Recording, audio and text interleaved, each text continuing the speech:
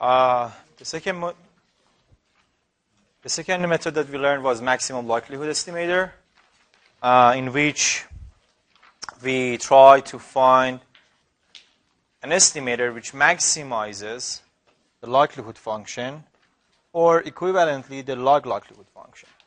Okay, so let me just give you one example what basically MLE conceptually means.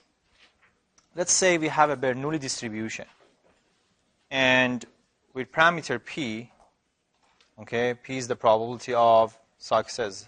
For example, probability of producing a non-conforming part.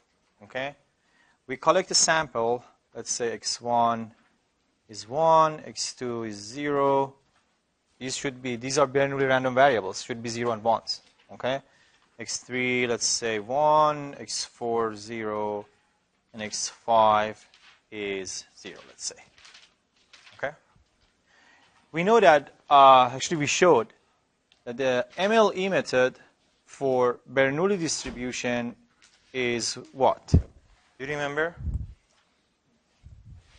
So what is p hat? X bar. Okay. In this case, your x bar is 2 divided by 5, which is 0.4. This 0.4 is an estimator for p. Okay. So what does it mean? It means if I estimate p by this number, 0.4, then the likelihood of collecting this sample from this population is maximized. It's maximized over all possible p, because p could be any number between 0 and 1. Okay? So in this case, if I choose p to be 0.4 based on what I have, based on the x bar, it maximizes the likelihood of collecting such a sample from the population. That's the concept behind maximum likelihood. Okay? Any questions? Okay. So we had a couple of examples. One was for, again, Bernoulli distributions. Actually, we didn't cover normal. Did we? No. Okay. So let's see. What is the MLE estimator for mu and sigma of a normal distribution? So we have a random sample, and from a normal distribution with mu and sigma squared, so your xi normally independently distributed with this mean and this variance. So we need to find log likelihood of mu and sigma squared given the random sample that you have. Okay? We want to find this one and then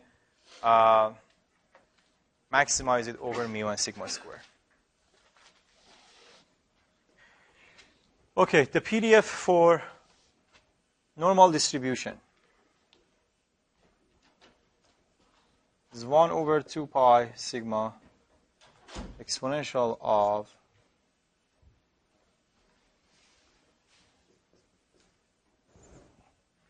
standardized variable, which is this guy. Subtract mu divided by standard deviation squared. That's the PDF function. And we know that log likelihood is the summation of log of basically your PDF functions, because they are independent. Okay? Any questions so far? So I'm using here this term. Log likelihood is the log of fxi. And by log, most of the time I mean natural log. Okay? So the natural log for the first part, by the way, I can write this down as 2 pi sigma squared Okay? Therefore, the natural log of exponential distribution can be written as, so log of f of x is log of this term. The second part, so multiplication would be summation of logs. And log of the second term is what? Log and exponential that cancel out each other. So I just get the term in the exponent part. Okay? Any question? Is it clear? So I just found the log of PDF for a normal distribution. Then what is the next step? Just add them up, which would be I from 1 to n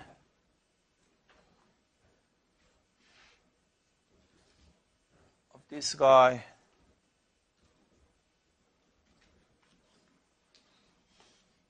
minus f of. So I'm replacing x with xi. Okay? Because this is just for one x, here we have xi's. Any question? Okay. Let's do some simplification. So I continue here. My log likelihood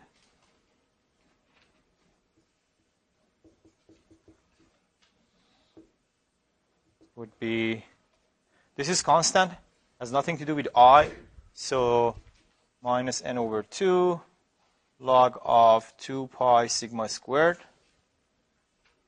You have a question? You have a question? No?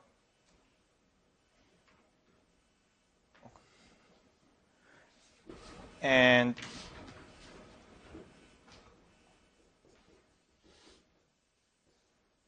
this guy. Okay? So what is the next step? I need to maximize this log likelihood. By maximizing, I need to take a derivative and go it equal to 0. So we take a derivative of log with respect to mu first. We have two parameters. Once I need to take a derivative with respect to mu, and then take a derivative with respect to sigma squared. Okay? So the first part has nothing to do with mu, so it goes away. Second part, if I take a derivative of this guy,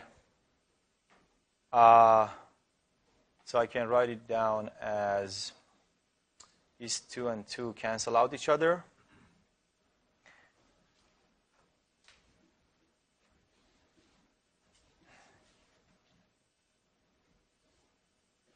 That's the first one. Second one is this. So that's the derivative. At the end of the day, oops, I forgot the summation.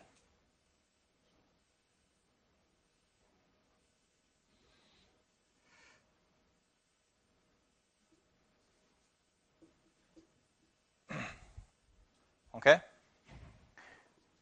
It's equal to 0. What do I get at the end of the day? So this is denominator, has nothing to do with the equation. Just get rid of that. This guy is equal to 0. And your mu hat, you solve it for mu. Your mu hat is x bar. It's summation of xi divided by, let me just show one more intermediate step rather than final solution. So it's summation of xi. I apply the summation, and this is constant, which would be n mu. So this is equal to 0. Your mu hat would be summation of xi divided by n, which is x bar. Okay? So for normal distribution, mean can be estimated by x bar. I actually knew this before. But method of maximum likelihood also gives us the same thing. Any questions? For the MLE method, it's only the requirement to have this global maximum? If basically most of functions are concave functions, if the functions are concave, then you have global maximum. Okay? If the function is non-concave, then you're not sure. Okay? So it depends. For most of distributions that we know, it's fine. But for some type of distributions, maybe it's not concave, or in one case you will see even if you take a derivative, you cannot find the maximum later in this lecture. But what you need to do first, find the maximum, then using the first order condition, this is the first order condition. The second order condition is take a second derivative, plug it in to see if the second derivative is negative. If it is a negative, then it's a maximum. And most of the time it's a global maximum. So there is no local maximum because the function is concave. Okay? Any other questions? So actually, it's a good question.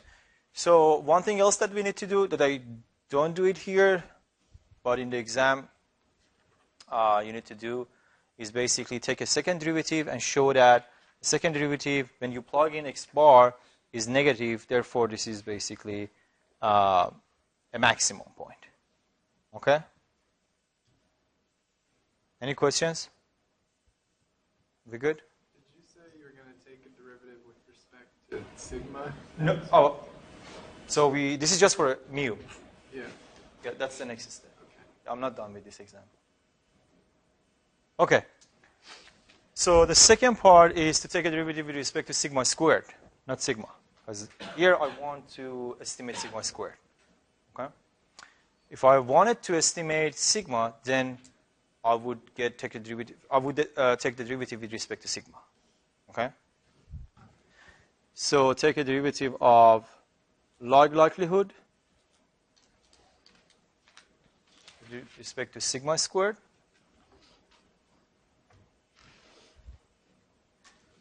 For this guy, if I do that, what's going to happen? This is constant, and that guy is 2 pi divided by 2 pi sigma squared. And the constant is minus n over 2. That's the derivative of a log. Okay? By the way, I'm taking derivative with respect to sigma squared, not sigma. That's the difference. So it's like considering this as, I don't know, theta, and take a derivative with respect to theta. Okay? So that's for the first part. For the second part, it is basically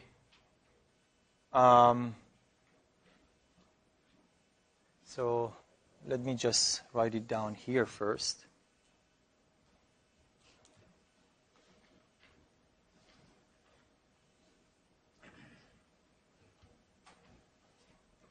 Just write it down as,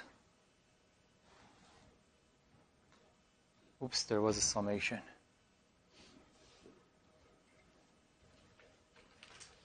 Summation of I xi minus mu squared. Okay? So this is constant, has nothing to do with basically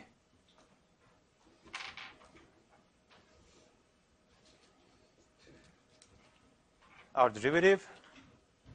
So it's a multiplier. Okay, that's this guy. How about this guy? If we take a derivative with respect to sigma squared, this is also a constant. The remaining part is negative sigma fourth. Okay? Is it clear?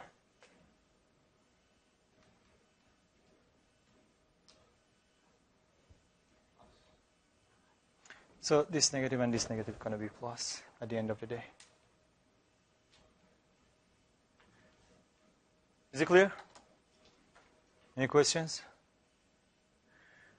So this should be equal to 0. Then we solve it for sigma. We solve it for sigma squared, I'm sorry. Now, is it clear so far? Any questions? So here is the problem. Mu is unknown. Sigma squared is unknown. So when you solve it for sigma squared, it's going to be a function of mu. However, we already estimated mu using x bar. So what I can do, I can just replace mu with x bar here. And do some simplification. I can simplify this, what I get from the first term. For the second term, it's going to be positive 2 sigma 4. And summation of I from 1 to n, xi minus, I'm replacing mu with x bar. Okay, which is the corresponding MLE estimator. And this one should be equal to 0. Then if I multiply everything by sigma 4, so I multiply everything by sigma 4, both sides, then I have n sigma squared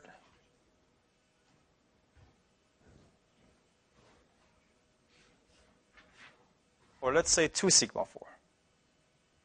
That's easier. Yeah, I want to get rid of that as well. And summation of xi minus x bar squared I from 1 to n.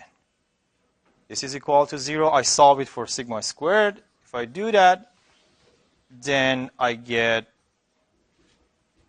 the famous equation that you've seen so many times before, divided by n. That's the estimator for sigma squared. And as you can see, denominator is n, which is what? Remember? Biased estimator for variance. So both MLE and method of moment gives you biased estimator for variance.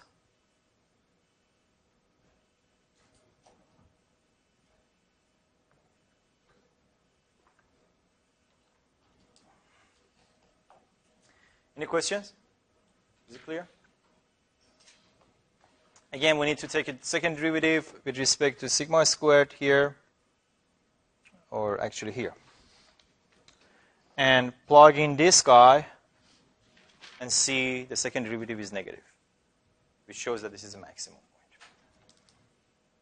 What can we say about these estimators because we arrived at their definition through the likelihood function?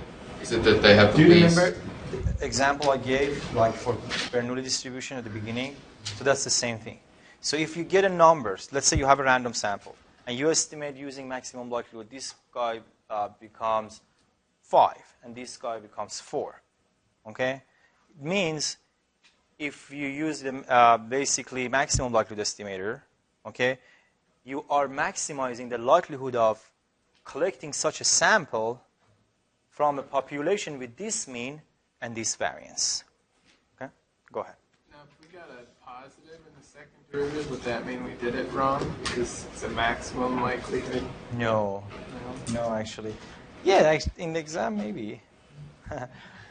But there are some cases that you cannot find the maximum using derivatives.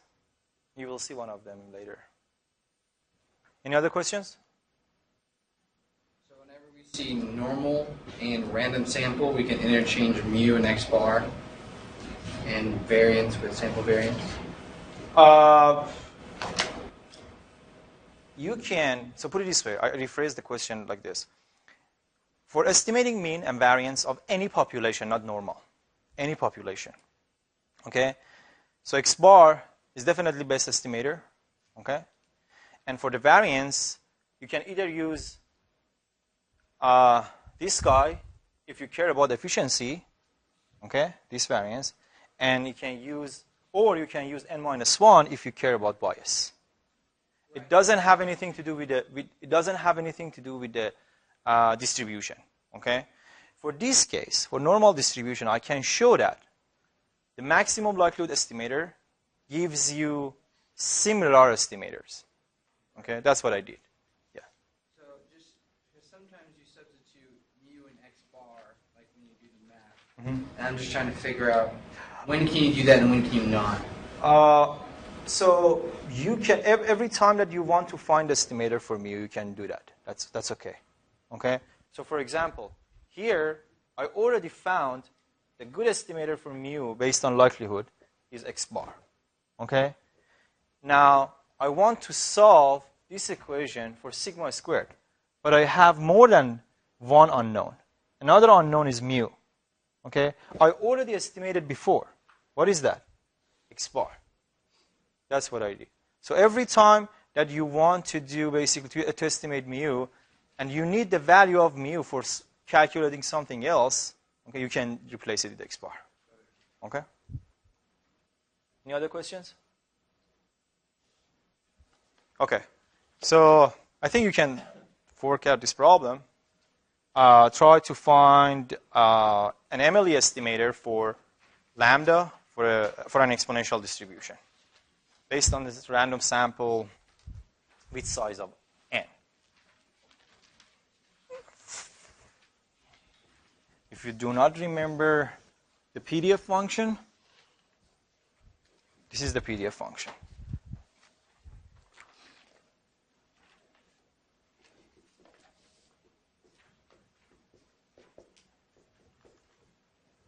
That's the PDF function. Give you a couple of minutes.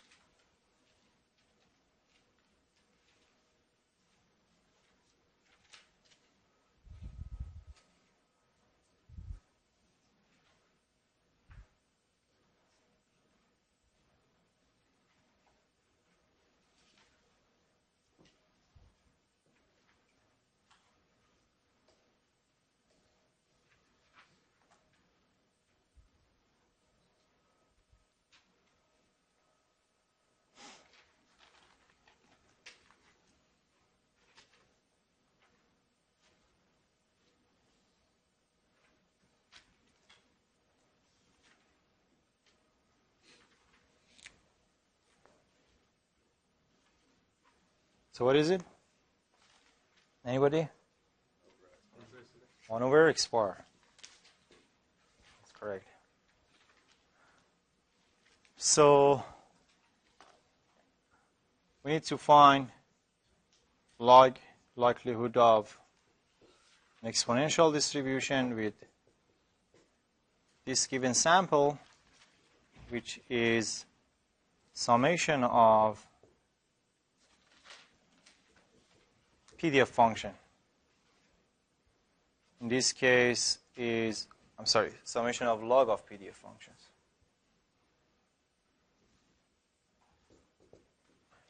In this case is summation of log of lambda. So multiplication comes summation, and log and exponential, they just cancel out each other. This guy. Okay? So that's summation. So if you take a log of your PDF function, you get this one. Okay? Just remember, this is based on x, this is based on xi. I just replace x with xi because I have more than one random variable. I have n random variables. Okay? Any questions so far? So what is the next step? Take a derivative with respect to lambda. And if I do that, the first part is 1 over lambda. Second part is xi. So constant, this becomes, if I apply summation, n over lambda. And the second one is summation of xi. So if I solve it for lambda, this is what I get, which is 1 over x bar. Okay? So if you basically reverse that, this becomes x bar. So it's 1 over x bar. So this is your lambda hat. Yep, go ahead. Sorry, just a really quick Sure. question. Mm-hmm. When we had those questions written, we had big L for the discrete functions and then the little l for the continuous functions. Like for this, can you do this? Did we? Can you go back to like... Which is one? That one. No. The big L is likelihood function. The little l is log likelihood function. So your likelihood function is a multiplication of your PDF functions, but if you take a log, then it becomes little l. Okay? So I use capital L for likelihood function and little l for log likelihood function. So basically, if I want to show that this would be little l, okay, which is log likelihood function. I'm not distinguishing between basically discrete and continuous in this example. I mean, in the method of maximum likelihood. So let's take a second derivative to see if it is maximum or minimum. So second derivative, this is the first derivative. I take a second derivative here. This becomes this guy. Okay? And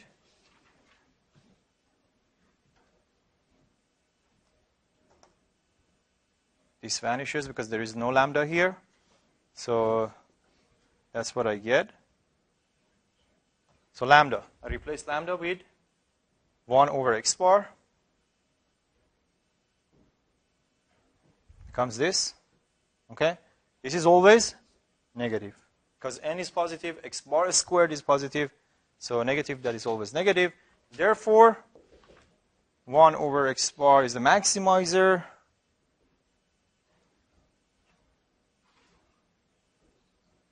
Which is MLE for lambda. Okay? Any questions? Go ahead. Is lambda also always, or can that be negative? That's a good point, actually. Yeah. Lambda is always positive. That's the property of exponential distribution. Because lambda is the average of, or rate of the occurrence of an event.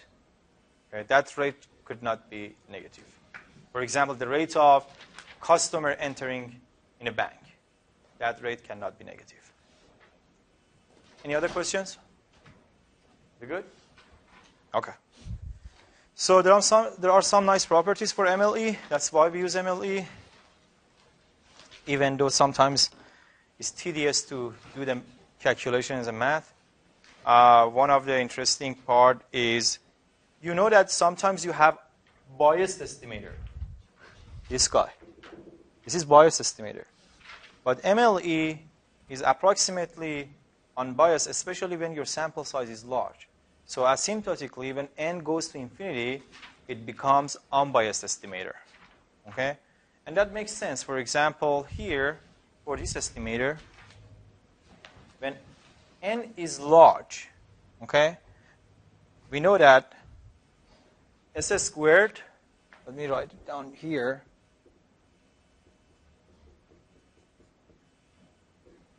This is an unbiased estimator. Okay, you remember? When n is large, so the only difference between this guy and this guy is the denominator. When n is large, then there is no difference between n and n minus 1. They are almost the same number. So what is the difference between 1 million and 9999? You know, just nothing. And actually, you can show that. If you calculate bias, and actually let me show you what the bias is for this guy.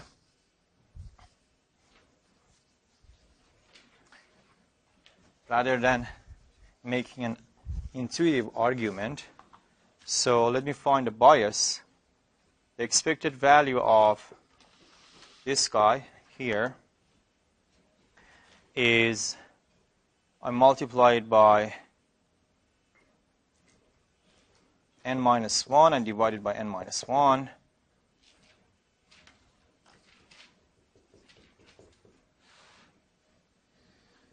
This is n. So at the end of the day, I can write it down as n minus 1n s squared, or n minus 1n times this guy. Okay? So the expected value of this guy is expected value of this term, expected value of this term, which is n minus 1 and expected value of this middle term, which is sigma squared. Why? Because this is s squared. So what is the bias? So that multiplier causes bias. When n goes to infinity, what is this number? Just 1. So it becomes unbiased. Okay? Any questions? So the second part is basically not only has unbiased estimator approximately or asymptotically, but also you can achieve the Cramer-Rao bound. You remember that Cramer-Rao bound? When n is very large. The last one is, this one is very interesting. No matter what your distribution is, in this case, I already erased that, but for the exponential distribution or for Bernoulli distribution, no matter what your underlying distribution is, your MLE estimator, when n is large, follows a normal distribution.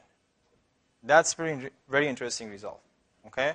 So it means, for example, your lambda hat for exponential distribution, which is 1 over x bar, this guy is a random variable because x bar is a random variable. When n is large, this follows a normal distribution. Okay? X bar is an estimator for mu. When n is large, x bar follows a normal distribution. You've seen this before. We call it what? Central limit theorem. Yeah. The same thing here. This is a random variable. When your n is large, this random variable follows a normal distribution. Okay? So what is the mean of that normal distribution? Do you know that? Anybody? What? The population value. the parameter that we are estimating. In this case, the expected value of this guy, I already showed, this is sigma squared. Sigma squared times something, but when n is large, this is going to be sigma squared. What is the variance of that? Sigma squared? No. No. It's the variance that you get from Cramer-Rao bound. That's related to the second one. Okay? The variance that you get from Cramer-Rao bound. For each distribution could be different. Okay. Any questions? The variance For that random variable. Yeah. So here basically I got like expected value. If I want to find the variance, that would be the same as Cramer-Rao bound. Yeah, go ahead. So by the method of moments, is it not guaranteed that as n turns large, the bias is reduced or the estimator is normally distributed? For normal distribution, I'm not sure. I don't think so. But let me look into that. Yeah. I'll get back to you on that. I'm not sure about the normal. I think I've seen some results on that.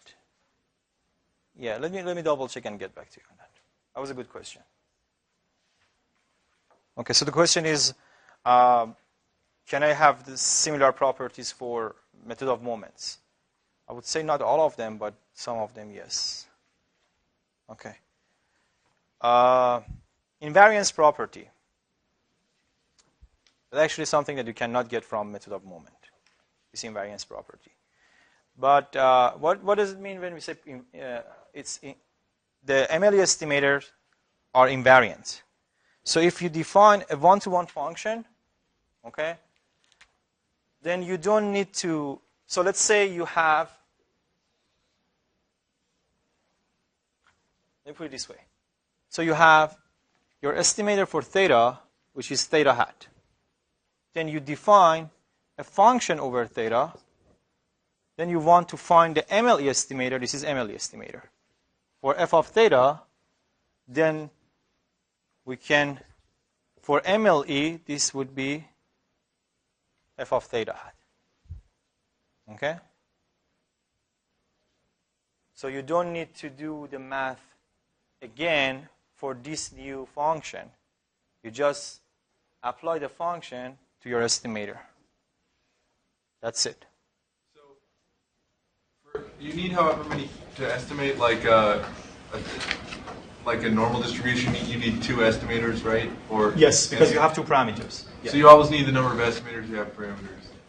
Yes, exactly. Because the number of parameters is basically your unknown. Okay, so you have that number of unknown parameters, so you need to estimate. Okay, so here is the thing. For normal distribution, we show that the sigma squared estimator is what? We just show that the MLE. It's one example of invariance property. So it's I from 1 to n. This guy divided by n. Okay, it's right here. Okay. Now, somebody says, what is MLE estimator for a standard deviation, not variance? Okay? I simply taking a square root, a one-to-one function, right? So I don't need to go back to likelihood function and take a derivative with respect to sigma, okay? Because it's going to be very tedious if I want to do that. Then what I'm going to do, I'm just going to, I know that if I basically take a square root from here, I get this guy. I do the same thing here. A square root of this, and I get an estimator, MLE estimator for sigma. That's it. Yeah. Is invariance why we could, or another reason why we could plug in x bar for mu when we were calculating the MLE for sigma squared? Not really. That has nothing to do with that, actually, I think. Because that one, if you use method of moment, you can do the same thing. You are doing the same thing for method of moment. But invariance is basically it's invariant to one-to-one function. So whatever you do to the parameter of distribution, you can do to the estimator. That's why it's invariant. Okay?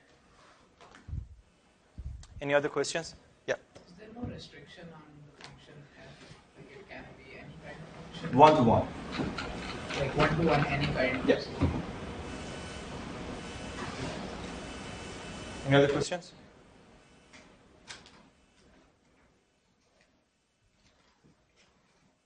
Okay. Sometimes, if we use MLE, we cannot get the. I'm sorry. If you want to maximize the likelihood, and if you use derivative, we cannot find the maximum. Here is one very simple but famous example. Are you guys done with that? Okay.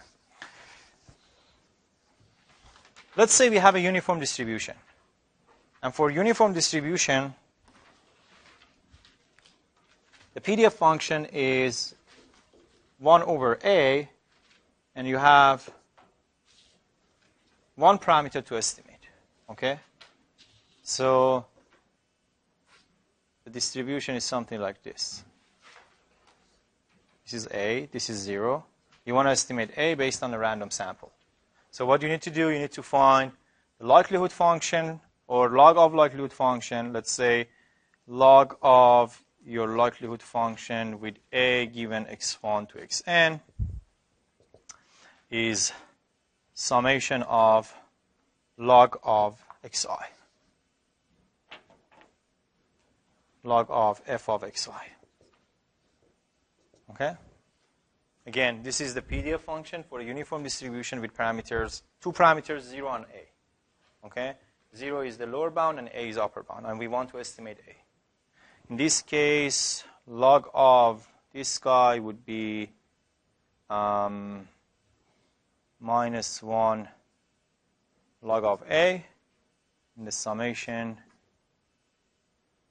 r from n, which is minus n log of A. So do you see what the problem is?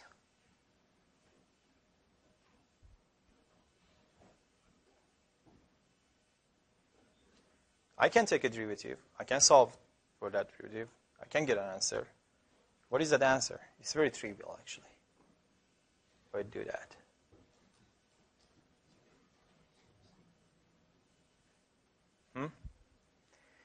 So even if I take a derivative, okay, and solve it for A, we are missing something. Look at this guy. When we take a derivative, okay, and solve it for sigma squared, it's a function of what? X's, your random variable, or your random sample. There is no x here. Okay? So that's one of the cases you cannot use basically derivative for finding the maximum. Okay? And if you look at the function here, 1 over A is not a concave function, which gives you a maximum. Okay? So here is the point. If you look at the distribution of basically, I'm sorry, not distribution, the relationship between likelihood and A. So I'm plotting likelihood as a function of A, which we want to maximize. Okay? Then this is log likelihood, but the likelihood is here, as you can see, is minus n A to the power of this guy. And it has this form. Okay?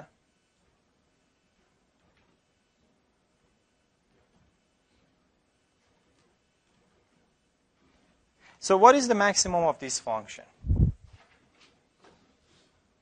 That curvature is because of A to the power of a negative number. Okay? And if I tell you, give me the maximum here, you would say what? That's the maximum point. Okay? So what is this maximum point? And why I have 0 here? For the PDF, I have 0 outside the boundary. Yes. and the outside boundary is less than 0. Here, even after 0, I have likelihood equal to 0. This is maximum of xi. Okay, so this point is the maximum of xi. And basically, it's the point, so this is non-inclusive. This is the maximizer of your likelihood function. Anybody can tell me why the value of likelihood function for the values of a less than maximum of xi is 0? Why this part of function is 0? We know that before 0, for negative number, this should be 0. Okay? Because the PDF is also 0. But why for this part I have likelihood equal to 0? Let me give you one example. Maybe that helps. So let's say your random sample is 1, x1 is 1, x2 is 1.5, and x3 is 0.5. Okay? So what it says find the maximum of these guys.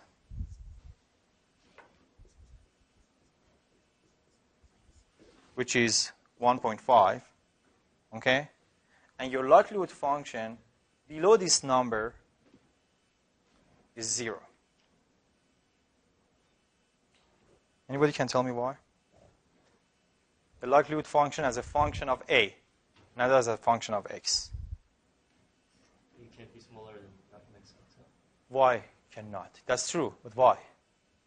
You have to actually draw xi from this range. Okay. That's correct. Okay. So put it this way. So your A is an estimator for upper bound. You agree? So your A hat would be estimator for upper bound of your PDF function. So what does it mean?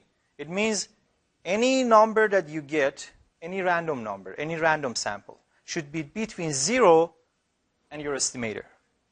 Okay? Do you agree? So if you select A hat as 1, so what happens? It means everything should be between 0 and 1. But this is a contradiction. Why? Because you have one sample which is 1.5. So therefore, you need to go with the maximum value of xi to satisfy this condition. Again, all observations should be between 0 and your estimator for A. Okay? You agree? So if you have these numbers, you cannot select 0.5. You cannot select 1. You cannot select 0.5, 1, or anything less than 1.5. Why? Because if you do that, for example, if you select 1, then you already observe one sample which is greater than your upper bound. Okay? Therefore, you need to go with the maximum. That's what I meant. Okay, so in some cases, you cannot use take a derivative. You need to basically draw your likelihood function and find the maximum this way. So this is an example of our estimator kind of changing the rules of the game. Yes, with exactly. What we're trying to find. Exactly. It's not the same as trying to find an estimator for mean. No. So if in the exam or like in your work, if you derived your likelihood function, and it has nothing to do with your samples, xi's, then you cannot use derivative for maximizing that. You need to do something like that. Okay, before you go, just a couple of announcements. We have exam next week on Monday. I will already posted basically sample or practice exam. You can go over that. Everything that we covered in class, I think until including MLE, is going to be on the exam. Okay. Next, on Wednesday, I'm going to start talking about confidence intervals. This is for the second exam. Okay. And one thing else, I want to have a review session or more like a Q&A session Friday at 5 p.m. Would that work? Friday, 5 p.m.? Okay. So we will have a Q&A session Friday, 5 p.m. if you have any questions. I will send an announcement for the location. Okay?